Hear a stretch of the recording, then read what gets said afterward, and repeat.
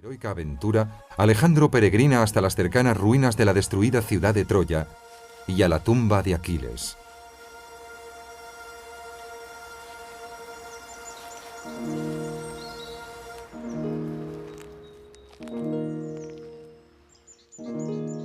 Ofrece sacrificios y presentes al héroe griego, pero también se lleva algo: el escudo de Aquiles, para que le dé suerte en la batalla.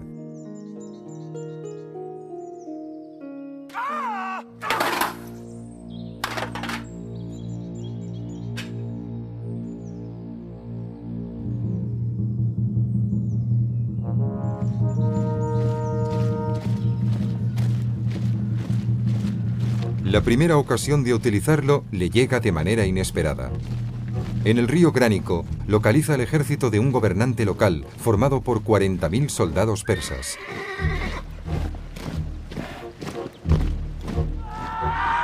En vez de esperar a la mañana siguiente, como sugerían sus generales, Alejandro decide atacar inmediatamente con una carga frontal a través del río.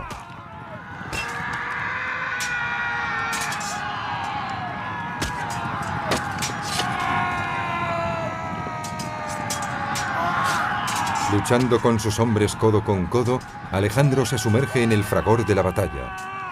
El hacha de un enemigo incluso logra partirle el casco en dos, pero los persas se llevan la peor parte.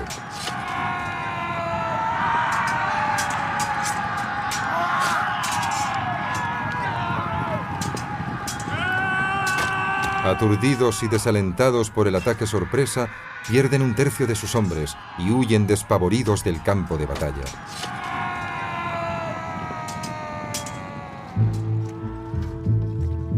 Durante las semanas siguientes, Alejandro avanza 1500 kilómetros a través de Anatolia, liberando a los griegos. En cada ciudad le abren las puertas de par en par. Con la reunificación de Grecia, el sueño de su padre se hace finalmente realidad.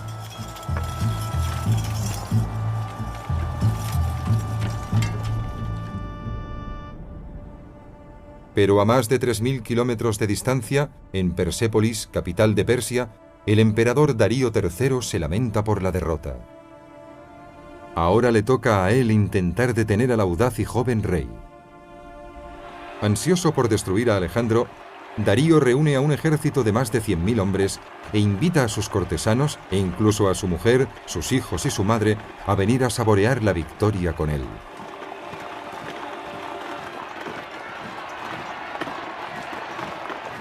Con un ejército la mitad de grande que el persa, Alejandro continúa su incursión a través de Anatolia. Los dos ejércitos convergen en Iso, y los hombres se preparan para el combate. Encajonado entre la montaña y el mar, Iso se adapta perfectamente a los macedonios. Aquí, los persas no podrán aprovechar su superioridad numérica. La pieza clave de la maquinaria bélica de Alejandro es una formación llamada falange. Unidos en sólidos bloques, los soldados de a pie van armados con lanzas de casi 6 metros con la punta de bronce, llamadas cerisas. Cuando todas las líneas de soldados bajan sus cerisas, crean un letal muro de espinas erizadas.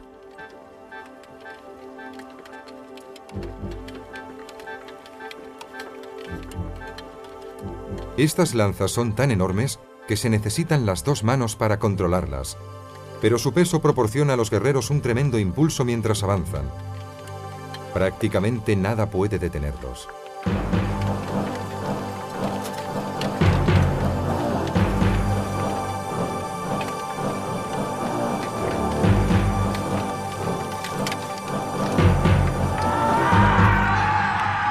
En cambio, las lanzas de los persas miden solo 1,5 metros.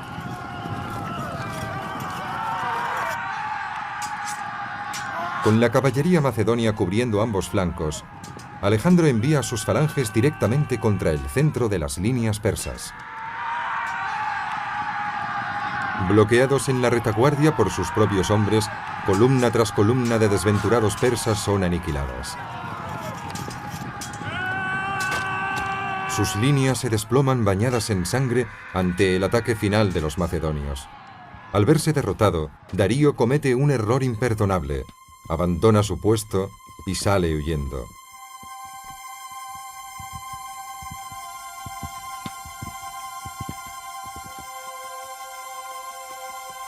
Alejandro le persigue, pero Darío consigue huir. Aunque tiene fama de ser justo y sabio, Alejandro odia a los cobardes, jura que dará caza al fugitivo.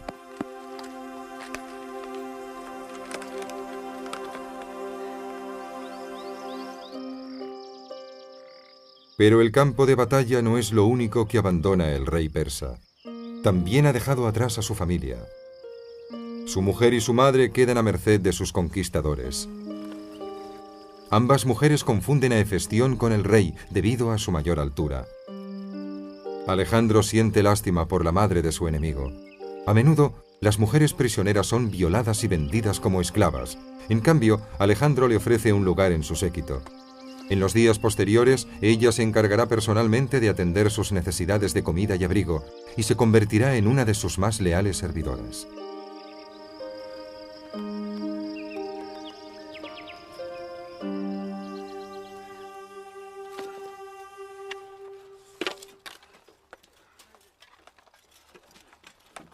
Alejandro cree que un líder debe estar con sus hombres, compartiendo con ellos el dolor y los botines de guerra. Si con la bravura en la batalla se gana su respeto, con su generosidad despierta su admiración.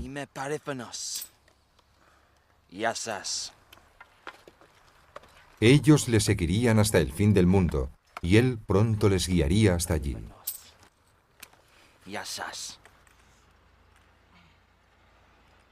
Apenas ha pasado un año desde que inició la campaña, y Alejandro ya ha conseguido todo lo que se había propuesto. Pero le aguardan nuevos territorios. Planea marchar hacia el sur, a la tierra de los faraones, para alcanzar un honor y una gloria jamás conocidos en el mundo antiguo.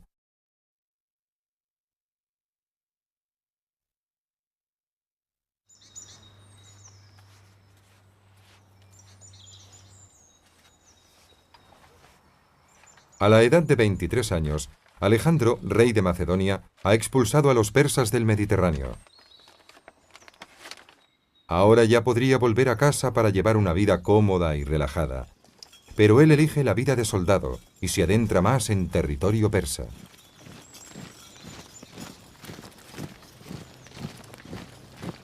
Tras la batalla de Iso, Alejandro viaja cientos de kilómetros a lo largo de la costa, a través de Palestina, cruzando el desierto, y se prepara para conquistar Egipto. Navegando por el Nilo, contempla una civilización que ya tiene 2500 años de antigüedad. Allí donde va, Alejandro es aclamado por los egipcios como el gran libertador. Después de sufrir largos años de opresión persa, finalmente Grecia y Egipto se unen bajo el gobierno de un solo soberano.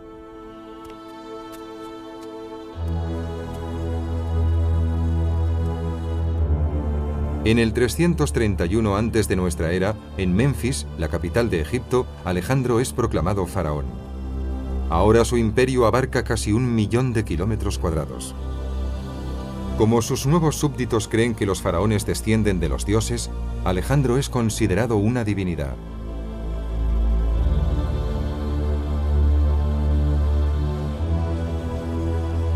Pero Alejandro tiene otras ambiciones mucho más prácticas. El Nilo es la puerta de entrada al continente africano.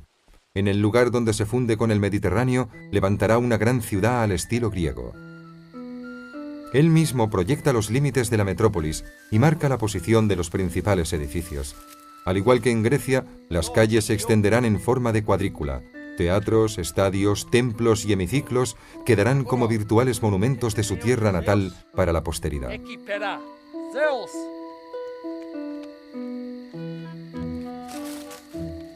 Cuando se queda sin yeso, recurre a la cebada.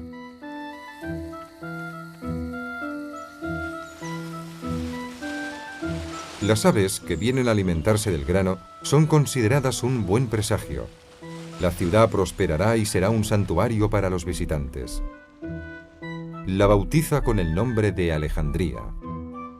Durante los años siguientes, erigirá una docena de ciudades parecidas por todo Oriente Medio. Cada una de ellas es como una copia de Grecia en miniatura, ubicada en suelo ajeno. Pero Alejandría será la mejor y la más duradera. Mientras avanza la construcción, Alejandro deja atrás a arquitectos e ingenieros y se embarca en una extraordinaria peregrinación personal. Cabalgando hacia el oeste, bajo el abrasador sol de Egipto, realiza un viaje casi suicida de 500 kilómetros por uno de los desiertos más hostiles de la Tierra. Secretamente se ha propuesto invadir el imperio persa. Pero antes de llevar su ejército a la lucha, busca el consejo de los dioses. Después de 14 días, cansado hasta la extenuación, llega a un remoto oasis llamado Siná.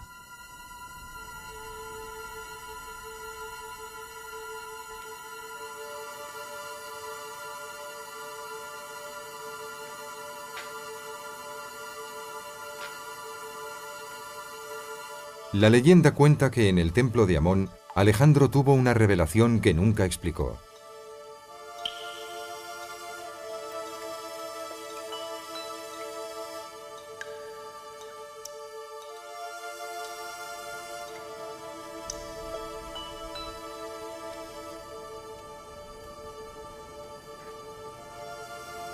Los sacerdotes le reconocen ahora como el hijo del dios de dioses, Zeus.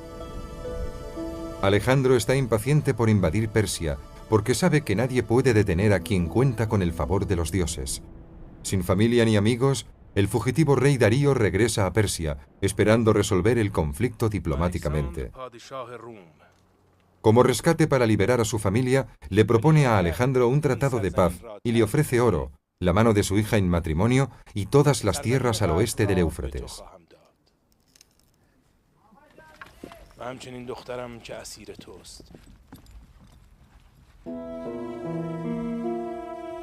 Su propuesta es generosa.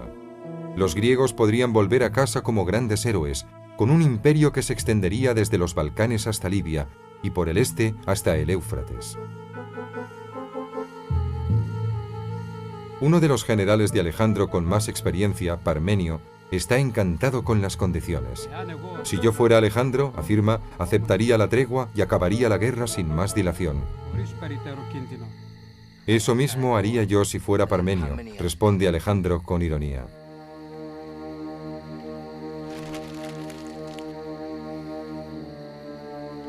Muchos de sus hombres comenzaban a preguntarse si su líder no habría ido demasiado lejos. Se estaba jugando todo lo que había ganado contra el inmenso poder del imperio persa. Cuando los ejércitos se encuentren, cerca de 400.000 hombres librarán la batalla. Pero todo dependerá del valor de un solo hombre.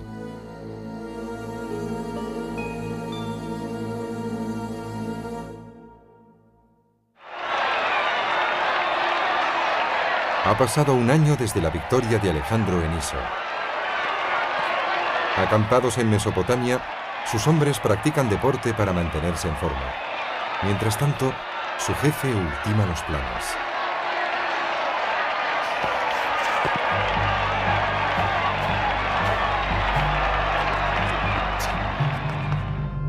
Alejandro rechaza la propuesta de rescate de Darío, provocando un enfrentamiento armado entre sus ejércitos. El rey persa no tiene otra alternativa que prepararse para la contienda definitiva. Convoca a todas sus tropas, de lugares tan lejanos como India o Afganistán, y forma un gigantesco ejército imperial de 300.000 hombres.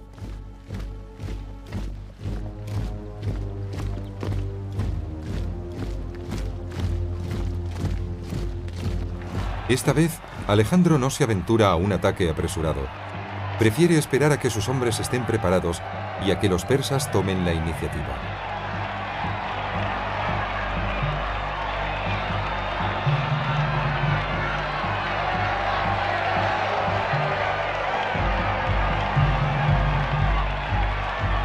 Solo cuando Darío avanza, Alejandro marcha a su encuentro.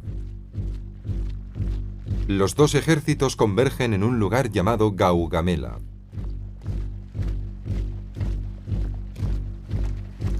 Recordando la lección aprendida en Iso, Darío está decidido a no desaprovechar su superioridad numérica, viéndose forzado a luchar en un terreno irregular.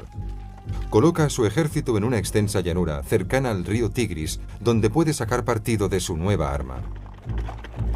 Carros con dagas en los laterales de las ruedas para destruir las falanges macedonias.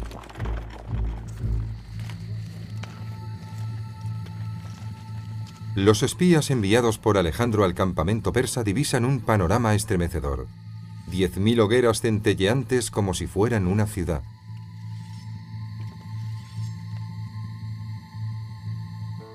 Los confidentes aconsejan a Alejandro que dirija un ataque nocturno para pillar al enemigo por sorpresa.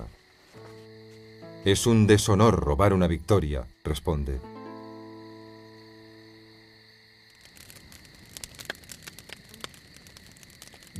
Pero cuando se extiende el rumor sobre la superioridad del ejército persa, cunde el pánico en el campamento. Los persas les superan en una proporción de 5-1. El orgullo de Alejandro le ha llevado demasiado lejos de casa, protestan sus hombres. Después de 3 años y más de 3.000 kilómetros, les ha llevado a una tierra desolada donde les espera la aniquilación.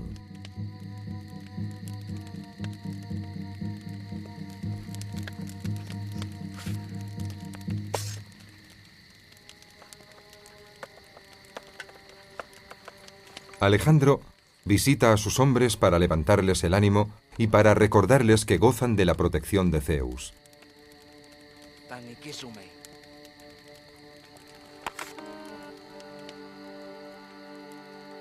Más tarde, revisa el plan de batalla con sus generales.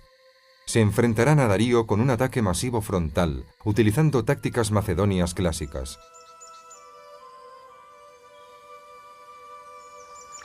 Al amanecer, mientras los hombres se preparan para el combate, muchos piensan que este será su último día.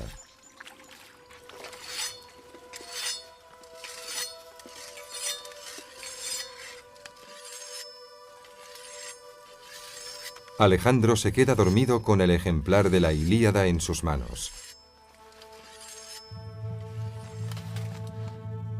Cuando le despiertan, anuncia que la batalla ya está ganada.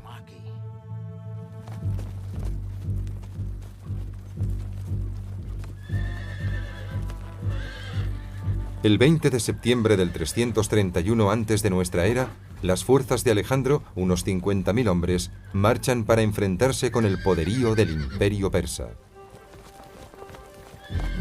Cuando los ejércitos se encuentran, Alejandro coloca sus tropas en diagonal a lo largo del campo de batalla.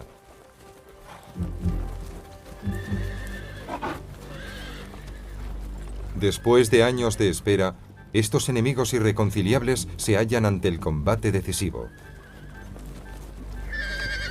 Mientras Darío deposita sus esperanzas en su superioridad numérica, Alejandro confía en la estrategia. Ordena a las tropas del flanco derecho que avancen hacia el extremo oriental del campo, para que la contienda se aleje de la infantería, situada en el centro. Parece que Alejandro pretende acometer a los persas por el flanco. Para hacer frente al ataque, Darío envía a la caballería a su izquierda.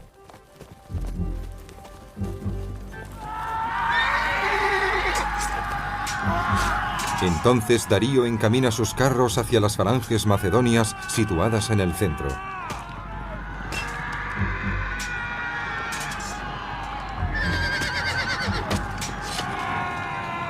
Pero los griegos se limitan a formar grupos aislados, y la carga de los carros resulta inofensiva. Mientras tanto, el flanco izquierdo de Alejandro, capitaneado por Parmenio, ha atacado el grueso del ejército de Darío y gradualmente se ve castigado por su inferioridad. Aunque sufren muchas bajas, logran mantener su posición.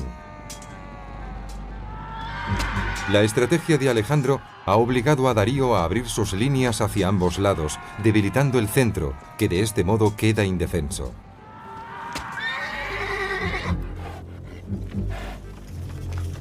Aprovechando el momento sin vacilar, Alejandro ordena a sus tropas que maniobren y carguen directamente hacia Darío.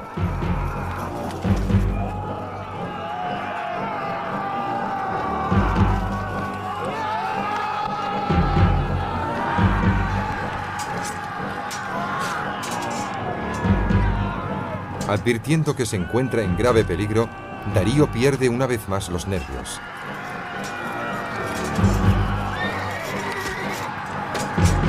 Da la vuelta y huye.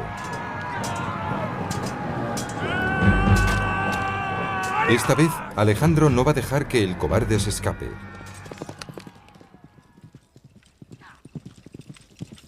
Pero cuando Darío está ya a su alcance, Alejandro recibe un mensaje urgente de ayuda de Parmenio, que está siendo batido por los persas. De nuevo, la captura de Darío debe esperar. Abandonados por su rey, los persas ya no tienen ningún motivo para seguir luchando. La victoria pertenece a Alejandro. La batalla de Gaugamela es uno de los episodios más brillantes de la historia militar. Alejandro había calculado que a pesar de que los números favorecían absolutamente a los persas, el resultado de la batalla dependería del valor personal de Darío. Antes de acabar el día, tanto griegos como persas aclaman a Alejandro como rey de Asia. Aunque el espíritu de Aquiles se hubiera levantado y hubiese luchado a su lado, los griegos no habrían conseguido una victoria más gloriosa. Mensajeros y cronistas llevan la noticia hasta los confines del mundo civilizado. Pero para Alejandro todavía no es suficiente. Ahora quiere conquistar la mismísima Persia.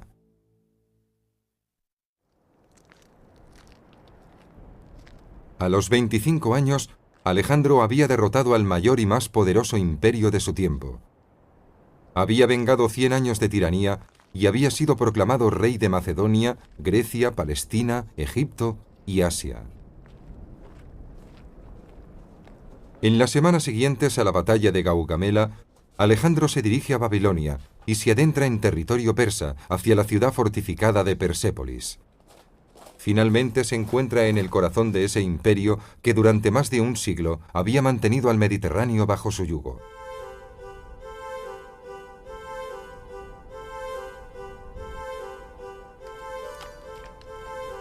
Pero la civilización que los griegos desprecian como bárbara resulta ser más avanzada y sofisticada que la suya. Ante sus ojos brillan magníficos palacios, bellísimas estatuas y oro.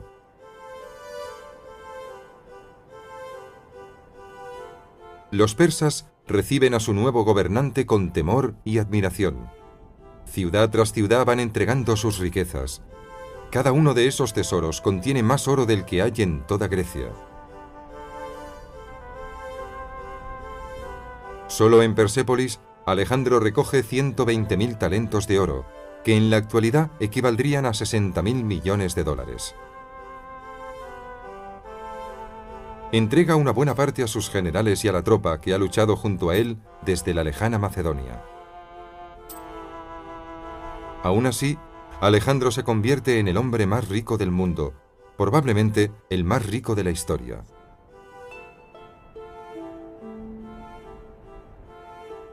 En la corte persa, sus nuevos súbditos le tratan con respeto y cortesía. Sabiamente, decide mantener a los gobernadores persas para administrar su imperio en expansión, que ahora cubre casi 4 millones de kilómetros cuadrados.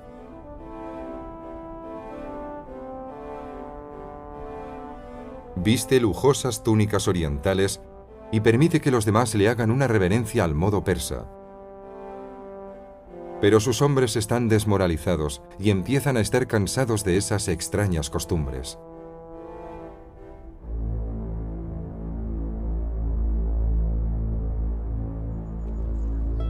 Después de 4 largos años de campaña, sus tropas desean volver a casa. Fabulosamente ricos, serían recibidos como héroes en Grecia. Pero a Alejandro le queda algo por hacer. Aunque su imperio se extiende tanto por el este como por el oeste, quiere reclamar ante el mundo lo que es suyo por derecho.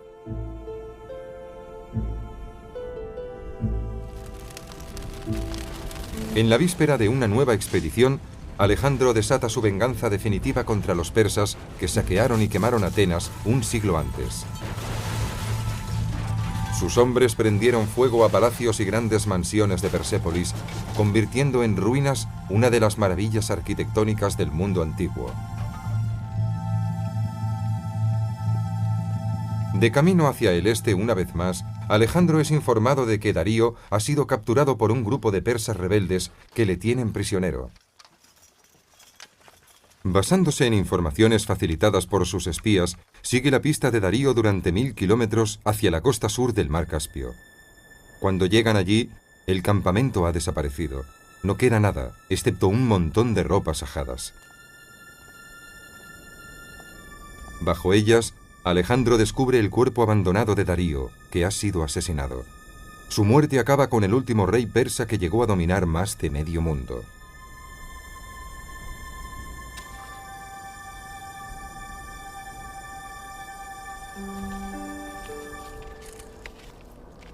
Considerando que incluso un cobarde merece un trato digno en la hora de su muerte, Alejandro conduce el cuerpo de Darío hasta el santuario de los reyes persas, cerca de Persépolis.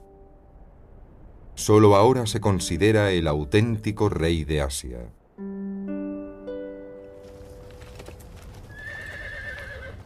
Con la desaparición de Darío, Alejandro puede consolidar su imperio. En su aventura hacia el este, llegará hasta donde ningún griego ha llegado antes. Su caravana es impresionante. A su ejército le sigue toda una ciudad de administradores, artesanos, panaderos, carniceros, actores, herreros, arquitectos y constructores. Sin olvidar a la madre de Darío, su harén de palacio y todo el tesoro del imperio persa. Alejandro les conduce hacia el este a través de Afganistán, hacia las montañas que bordean la India.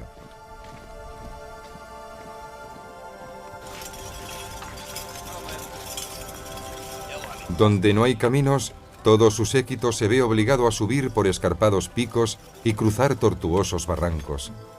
Cientos de personas mueren en accidente o por los ataques de las guerrillas de las tribus locales.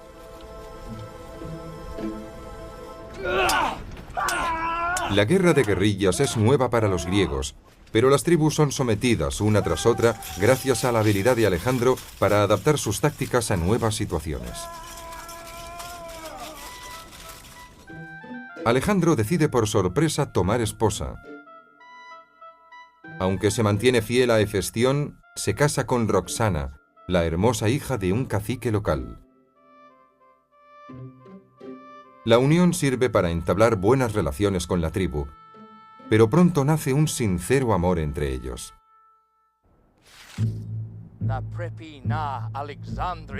La conquista de Alejandro va mucho más allá de lo imaginable. Pretende colonizar el este. Gracias a los enormes recursos de su tesoro, construye 10 ciudades a lo largo de Persia, Afganistán, Turquistán y la India. En cada una de ellas se instalan miembros de su comitiva, plantando así la semilla de la civilización griega a miles de kilómetros del mar Egeo. Pero un contratiempo echa a perder la campaña. Estando en las montañas, unos ladrones asaltan el establo real y roban varios caballos, incluyendo el amado corcel de Alejandro, Bucéfalo. Turbado por la pérdida, Alejandro amenaza con arrasar la región si no le devuelven el animal. El mensaje es transmitido por todo el territorio y pronto los ladrones le restituyen el caballo.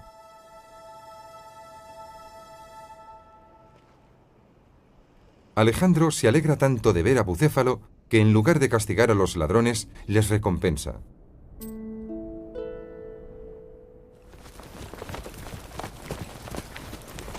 Pero se niega a escuchar a sus fatigados guerreros que le piden a gritos volver a casa. Sus quejas son cada vez más apremiantes cuando llegan al valle de Suad y posteriormente al entrar en la India.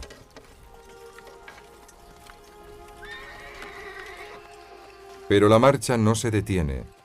Han recorrido casi 13.000 kilómetros desde que dejaron Macedonia y han viajado hacia el este más de lo que ningún europeo lo hubiera hecho hasta ese momento. Se han maravillado con las indescriptibles riquezas de los rajás de la India y se han asombrado ante los exóticos rituales hindúes.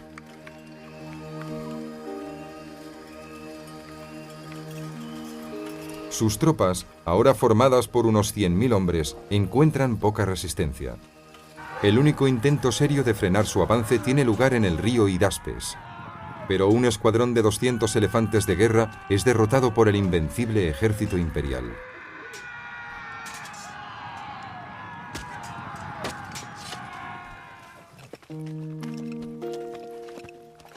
A pesar de sufrir numerosas bajas, Alejandro persiste en un empeño. Su objetivo es divisar un mítico océano inmenso que hay en el este. Sin mapas que los guíen, los macedonios avanzan a ciegas, sin saber la gigantesca empresa que deben acometer. Más allá de la selva, espera lo desconocido.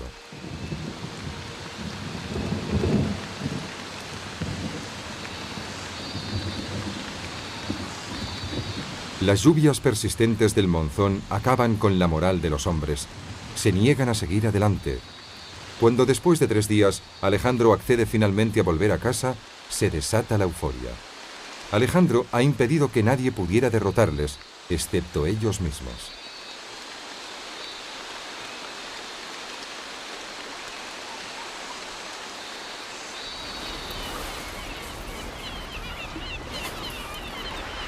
Durante el camino de vuelta, la expedición baja bordeando el río Indo y allí se divide en 2 grupos.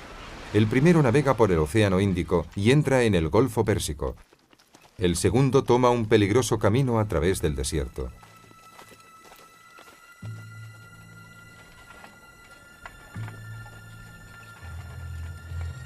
Desgraciadamente, el monzón impide que la flota de Alejandro le traiga provisiones.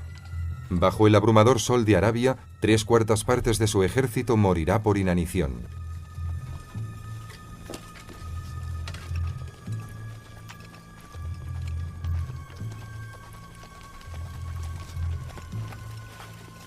El rey sufre las mismas penalidades que sus hombres y comparte equitativamente las escasas provisiones.